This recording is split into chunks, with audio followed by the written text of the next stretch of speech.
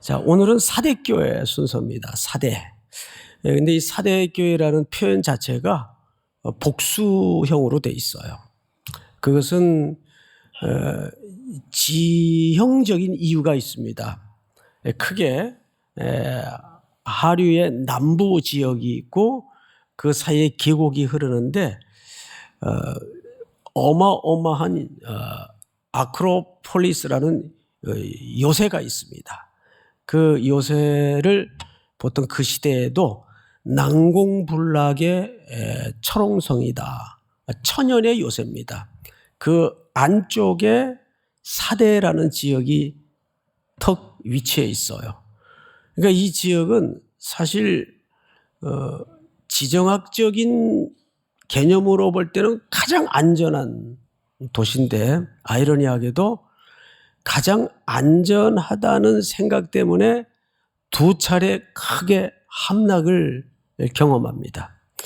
일단 이 도시를 알아야 그래서 오늘 사대교회를 향한 질책 속에 이런 표현을 쓰셨구나. 이제 그 의미를 알 수 있습니다. 그래서 먼저 이 도시에 대해서 설명을 좀 드리겠습니다. 첫째, 과거 그 리디아 왕국이라고 있었어요. 그 리디아는 범주가 굉장히 넓은 지역이었습니다. 그 리디아 왕국의 실질적인 수도였습니다. 그 사대는 소아시아 7도시 가운데 가장 오래된 고대 도시이기도 하죠. 그런데 특징이 뭐냐면 여기 금광이 있습니다. 금광이 있다 보니까 흐르는 강에도 그 강에서 발굴되는 금을 뭐라 그래요? 사금. 사금이 어마어마하게 깔려 있습니다. 그러니까 이 지역을 주변에서 노리겠습니까? 안 노리겠습니까? 많은 외세의 널름됨과 침공과 공격이 있었습니다. 그런데도 버텨낼 수 있었던 게 이 도시가 병풍처럼 둘러싸고 있는 그 천연의 요새라는 지형 때문입니다. 그래서 그 당시 어떤 말까지 있었는가 하면 그 아크로폴리스를 난공불락이라고 동의어로 생각을 했는데 무슨 어려운 일에 도전을 하면 이렇게 쓰곤 했어요. 아크로폴리스를 점령하는 게 더 쉬울 것 같다.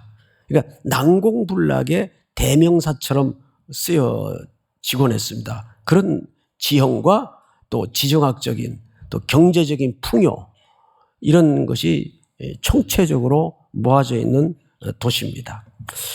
이 길로 그 옆에 페르시아 바사라고 성경에 나오는데 페르시아 왕 고레스가 다른 나라를 이제 공격하러 갈 때 이 길목이에요. 그래서 거기에는 페르시아 제국의 왕의 길이 명명될 정도로 사대는 그런 도시였습니다. 자, 그런데 이제 그런 배경에서 우리 1절을 한번 볼까요? 하나님의 일곱 영이라고 그랬어요. 그 일곱 영은 성경 요한계시록 특별히 전체 맥락에서는 성령님을 말합니다. 성령님의 역할은 첫째, 살려내시고 생명을 부여하시고 세 번째는 운영하시고 경영하시고 통치하시고 역사하시는 분이세요. 지금 이거를 사대교회 사자에게 편지한다고요. 그렇다면 이 묘사로 보아서 눈치가 빠른 분들은 그 영적인 눈치를 얘기합니다. 눈치가 빠른 분들은 지금 사대교회의 상황이 어떤 상태에 있겠구나. 살짝 감이 와요, 안 와요? 안 와요? 반응이 없으세요. 감이 오죠? 뭔가 이게 조짐이 좋아요, 나빠요? 조짐이 안 좋아요. 자, 성경을 1절을 다시 보십시다. 7별을 가지신 이가 이르시되 내가 네 행위를 안다. 근데 그 어떤 행위? 내가 살았다 하는 이름을 가졌어요. 자, 앞을 잠깐 보십시다. 여기 이름이라는 것은 이제 직역을 하면 평판입니다. 사람도 그렇고 교회도 그렇고 세상에서 보는 이미지가 있어요. 평판이 있단 말이에요. 교회 중에는 어떤 교회는 찬양이 막 굉장히 강해요. 그래서 딱 무슨 교회 하면 찬양 많이 하는 교회, 무슨 교회 하면 기도 많이 하는 교회, 무슨 교회 하면 선교 그 귀에 피가 나도록 하는 교회, 구제 많이 하는 교회, 뭐 이런 어떤 나름대로 이미지가 딱 정해져 있어요. 교회뿐이겠습니까? 우리 각자도 마찬가지예요. 자, 그런데 오늘 성경은 네가 살았다는 이름을 가졌다. 즉 사람들이 그 교회를 보면 그 교회는 맨날 북적북적하고 교회가 살아있어. 그런데 그건 누구 평판이에요? 사람들의 평판이에요. 세상의 평가예요. 그런데 누구 눈이 정확하냐 하면 내가 네 행위를 아노니 네가 살았다는 이름은 가졌는데 죽은 자로다. 예수님의 불꽃 같은 눈앞에서 그 내면과 통찰력으로 그 교회의 진의를 들여다볼 때 아니다. 너희는 죽었다. 자, 얼마나 무서운 평가예요. 자기들은 우리 교회는 평판도 좋고 살아있는 교회로 생각을 해요. 그러니까 살아있는 줄 알아요. 그런데 예수님이 주목할 때는 아니다. 죽었다. 자, 2절을 한번 보십시다. 2절. 너는 일깨어. 일깨어라는 말은 깨어라는 말인데 여러분 일깨어라는 말로 봐서 이 교회가 지금 안고 있는 문제점이 뭐예요? 안일함이에요. 왜? 아무 문제가 없으니까. 뭐 누가 문제 일으키는 사람도 없고 또 문제에 봉착돼 있지도 않고 또 문제에 둘러싸여 있지도 않아요. 근데 이게 진짜 위기인지 아세요? 아무 문제가 없는 게 위기예요. 모든 게 다 잘 되고 있어요. 너는 일깨어 그 남은 바 죽게 된 것을 굳건하게 하라. 뭔가 지금 살았다는 이름을 가지고 착각들 하고 있는데 뭔가 안에서는 죽어가고 있는 게 있었어요. 그래서 깨어나야 돼요. 깨어나야 돼요. 이 깨어난다는 건 뭐냐면 이 교회가 이 성도들이 지금 어떤 안일함에 빠져 있는 거예요. 안일함. 아무 문제가 없으니까. 다 잘 되고 있으니까. 만일 일깨지 아니하면 내가 도둑같이 이르리니 어느 때에 내게 이르는지 네가 알지 못하리라. 그러니까 사립교회는 지금 뭔가 아무 문제도 안 일어나고 모든 게 다 마음 먹은 대로 돌아갈 수 있는 여유와 편안함이 있으니까 기다리는 태도가 있을 수 없어요. 그리고 안일함에 지금 빠져 있어요. 그리고 자기들은 주변에서도 살아있는 교회, 살아있는 성도라는 이름을 갖고 있어요. 평판을 가지고 있어요. 근데 주님의 정확한 눈을 피할 수 있나요? 내가 보니까 너희는 실상 죽은 자다. 얼마나 놀라울 일이에요. 그러면서 세 가지 처방을 냅니다. 그 세 가지 처방을 3절에서 이렇게 얘기하고 있어요. 그러므로 네가 어떻게 받았으며 어떻게 들었는지 생각하고, 첫 번째가 생각하라. 자, 저를 보세요. 여기서 말하는 생각하라는 것은 기억하라 그 말이에요. 너희가 복음을 받을 때 그 원초적 시간을, 원초적 복음을 기억하라. 무슨 뜻이에요? 기억하라는 말은 말씀의 본질로 다시 돌아가라. 믿습니까? 회복할 수 있는 길은 이 교회가 성령의 역사를 통해서 한국교회가 살아나고 회복할 수 있는 길은 말씀을 다시 기억해서 우리 선배들 130여 년 전 복음을 처음 받을 때에 칼라는 담백했습니다. 컬러풀하지 않았어요. 복음도 복잡하지 않았어요. 그냥 전해준 대로 받은 대로 회개하고 부흥의 불씨를 지피고 그대로 믿었어요. 거기에 다른 해석을 붙이지 않았어요. 그러니까 순박했죠. 그러니까 여기서 말하는 것은 어떻게 받았으며 어떻게 들었는지 기억해라. 기억해라. 처음 복음이 들어와 이 도시를 흔들고 여러분들의 인생을 흔들었던 그 말씀을 기억하십시오. 생각하십시오. 두 번째 진단이 뭐냐면 지켜, 순종을 얘기합니다. 기억하라는 것은 순종하기 위해서 기억해야지 추억과 기억으로 머물기 위해서 기억하라는 말이 아니잖아요. 지켜라는 말은 순종을 강조하는 겁니다. 그리고 마지막에 어느 교회나 공통적으로 명했던 회개하라, 돌이키고 돌아와라. 이게 조건이 붙어요. 만일 그렇게 일깨지 아니하면 내가 도둑같이 이르리니 어느 때에 네게 이르는지 네가 알지 못하느니라. 이게 도둑같이라는 개념이 왜 등장할까요? 늘 오늘 주님이 나의 인생의 문을 놓고 하고 임재하시는 것처럼 그런 감각을 잃어버리지 말고 살라 그 말이에요. 4절. 그러나 사대에 그 옷을 더럽히지 아니한 몇 명이 있다. 이 몇 명이라는 말은 사실 몇 이름이 있다 그 뜻이에요. 숫자를 얘기하는 게 아니고 몇 이름이 있다. 흰 옷을 입고 나와 함께 다니리니 그들은 합당한 자인 영혼이라. 근데 놀랍게도 여기에 인정받는 흰 옷을 입기에 합당한 몇 사람이 있어요.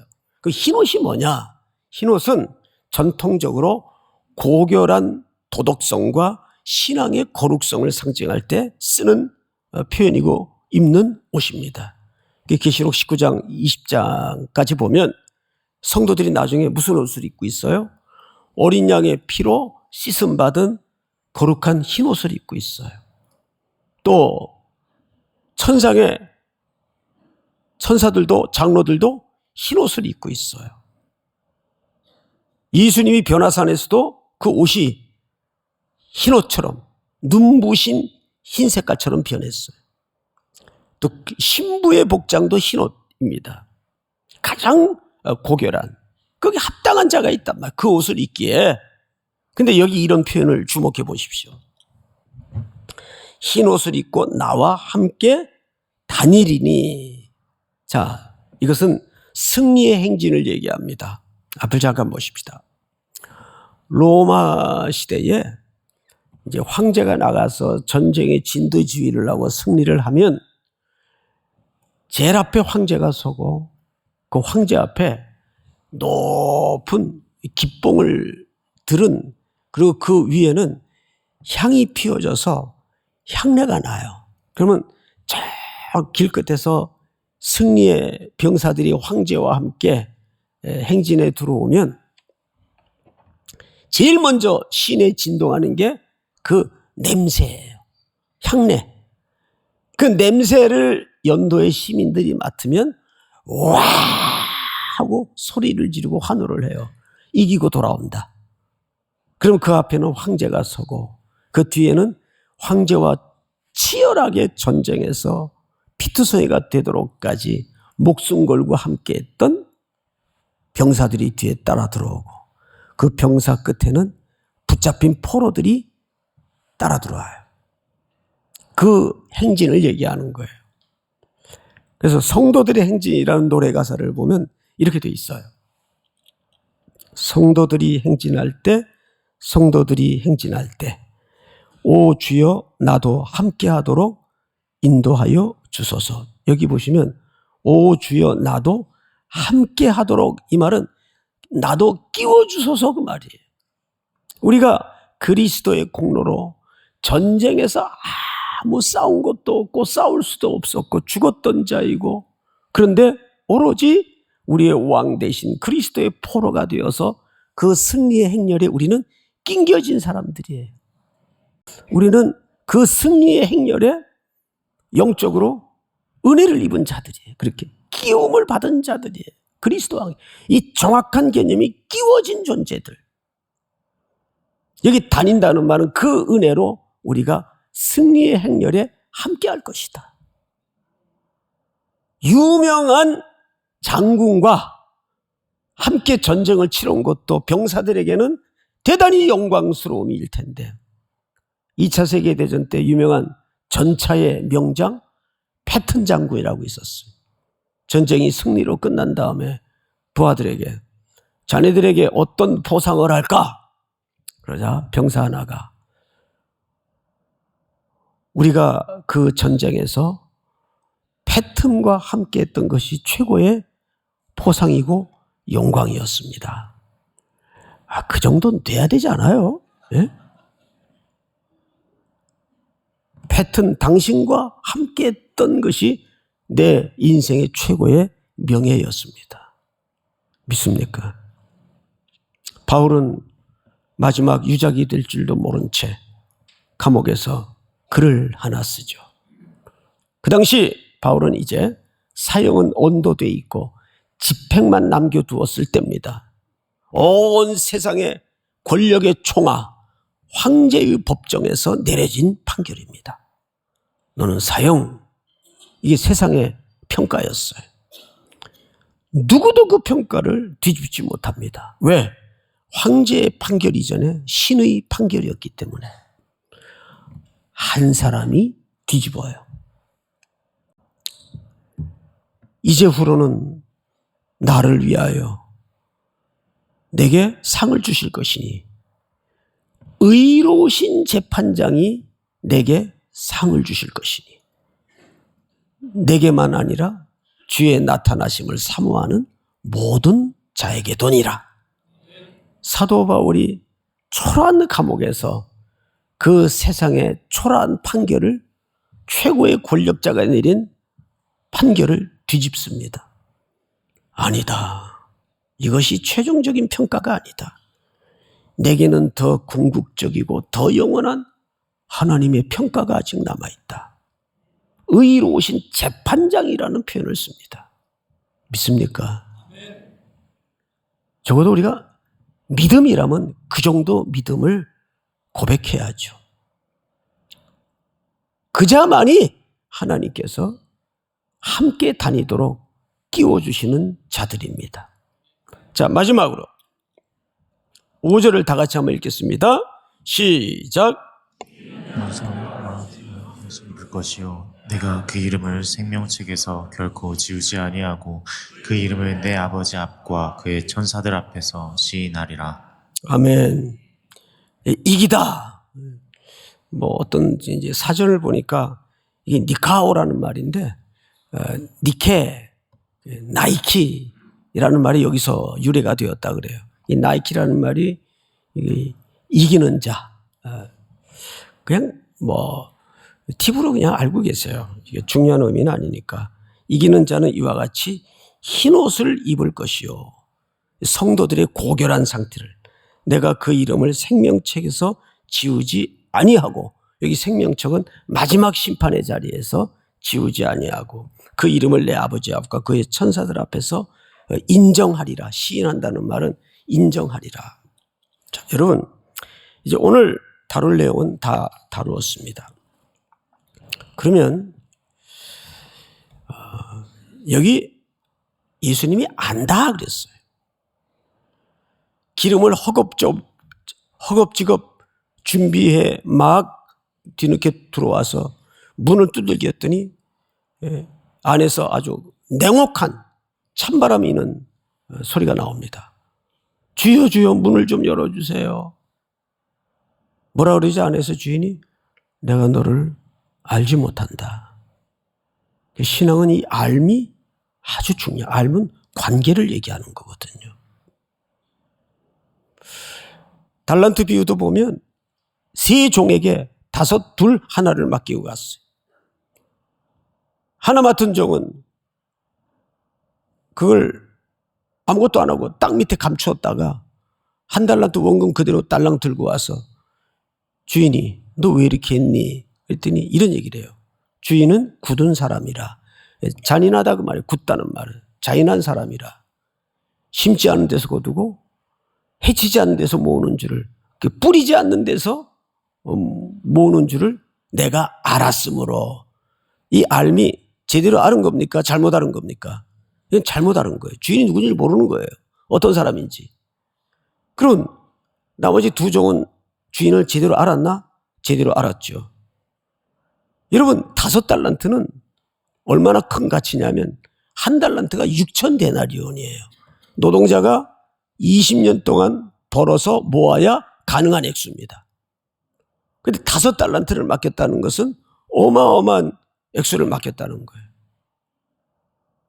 그럼 주인은 떠나버렸어요.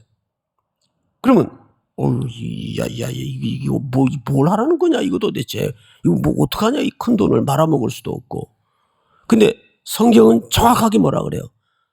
바로 가서 장사했다 그랬어요. 바로 가서 2달란트 맡은 정도 그와 같이 하여. 그 사람도 바로 가서 장사했다고 말이에요. 그러면 망설임 없이 주저없이 바로 가서 뭘 했다고요? 장사했어요. 그럼 물어봅시다. 장사라는 것은 해보니까 늘 남아요? 늘 대박이 납니까? 뭐 대박 날 수도 있겠고 대체적으로 말아먹고 손해보고 쪽박차고 하는 경우가 비일비재해요. 네? 그러면 그 리스크를 이 종들은 몰랐을까요? 왜 몰라요? 나 밑에 있으면서. 그런데 바로 가서 장사했다는 건 누구의 의중을 정확히 알고 있었다는 얘기일까요? 그렇죠. 주인은 장사를, 비즈니스를 원하는 사람이다. 이 알은 막 받아쓰기 해가지고 알아지는 지식일까요?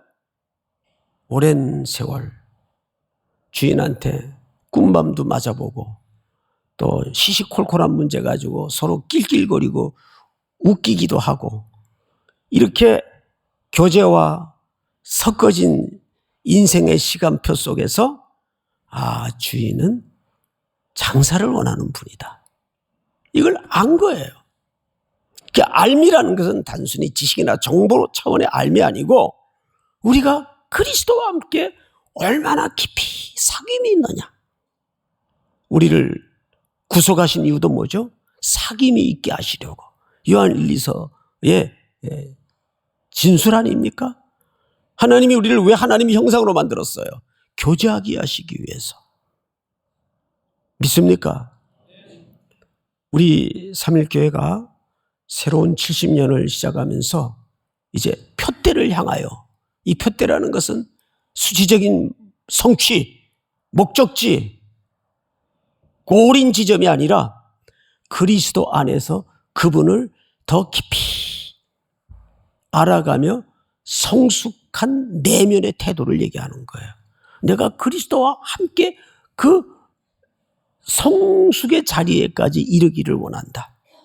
이것이 사도 바울이 감옥에서 처절한 상황 속에서도 마지막까지 도달하고 싶었던 지점입니다. 우리 3.1교회 공동체가 그런 은혜가, 그런 새로운 알미, 표대를 향하여 나아가는 복이 있기를 주의 이름으로 축복합니다.